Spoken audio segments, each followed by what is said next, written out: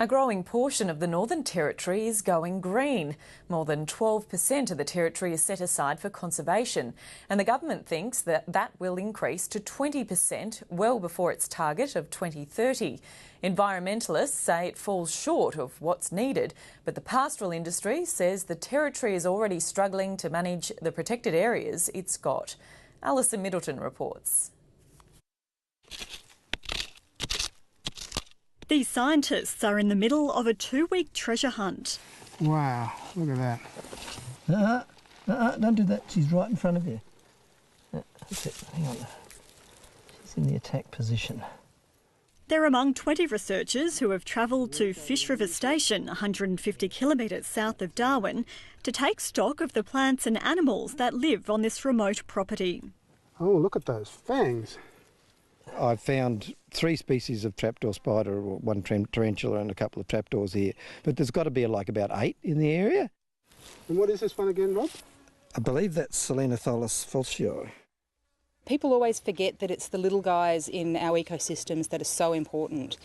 Normally when people do surveys, they focus very much on the vegetation, birds, mammals, but what is really important is those insects, the snails, the spiders, the butterflies, the true bugs, and all those things are what are the building blocks for an ecosystem. Fish River Station is just one of hundreds of properties across Australia that are being surveyed under a scientific project called Bush Blitz. The 180,000 hectare property, which lies alongside the Daly River, is a treasure trove, home to an array of precious creatures. Within it, it contains a range of ecosystems and habitats which are, in good condition. We found during surveys on the property there last year 16 species of native mammals, some of those which have been in extensive decline across the rest of northern Australia, such as the quoll, black-footed tree rat, the northern bandicoot. The Bush Blitz scientific program is recording the animals and plants on land that's protected under the National Reserve System, a network of protected areas. These properties cover 12% of territory land and include Commonwealth and Territory-run national parks, Indigenous lands, privately managed reserves and sections of pastoral property. Protected areas are the cornerstone of biodiversity conservation around the world. And the territory is known for its great wildlife and its great natural areas.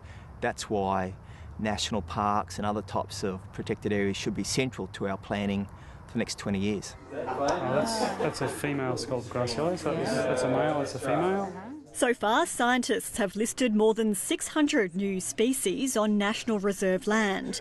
They say it's important to know just what exists on places like Fish River Station so it can be properly protected. So, and this is a little blue eye we found today on the property. It's sort of probably a new species that we found in the Daly River catchment. They're a group that occurs through Australia and New Guinea. If we don't know what's there, we can't protect it. So for the managers of Fish River, for them to have a full species list that tells them this is what you have on your property, this is what we've found, they can then develop management strategies to ensure that they can serve that. And that's what Fish River is all about. In this hot heat, it'd be a good place to be is up in this tube up here. Fish River Station was bought 2 years ago by the federal government, the Indigenous Land Corporation and 2 conservation groups for $13 million. The property is now in the hands of the Indigenous Land Corporation. It's a large piece of relatively undeveloped land in the middle of an incredibly important catchment within the Northern Territory. The Daly catchment's, the Daly River's one of our iconic rivers, and the actual catchment itself is not particularly well reserved. So Fish River being a large parcel of land that hadn't been extensively cleared or developed meant that it was actually a very sensible choice for conservation. SHAUN ANSELL manages Fish River Station with the help of Indigenous rangers. One of their first jobs has been to reduce the risk of bushfires. Wildfire was one of the key problems. Fish River Station was one of the most intensively burnt blocks in the Northern Territory prior to 2010, with on average 66% of the property burning every single year in the 10 years before 2010. So one of our first acts was to get out there and to actually implement program of strategic burning to bring that under control.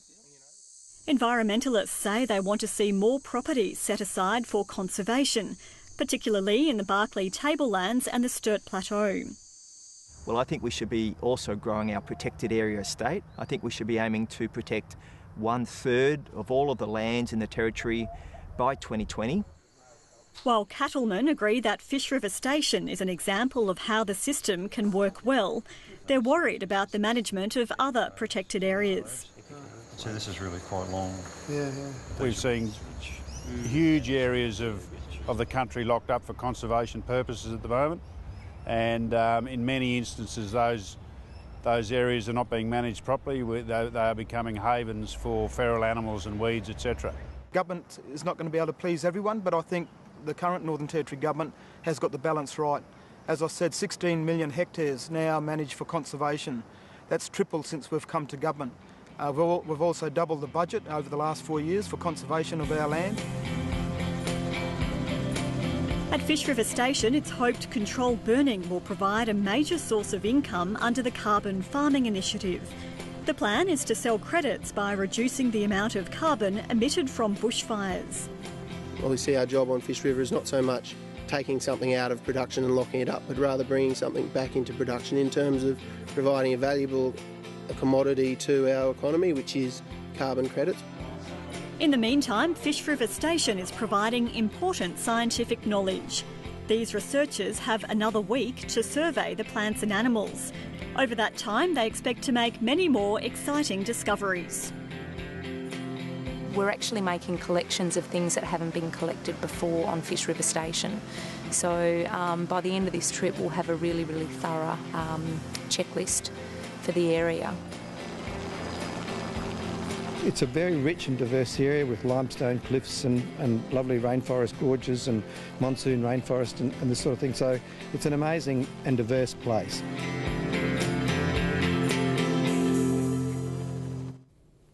Alison Middleton reporting.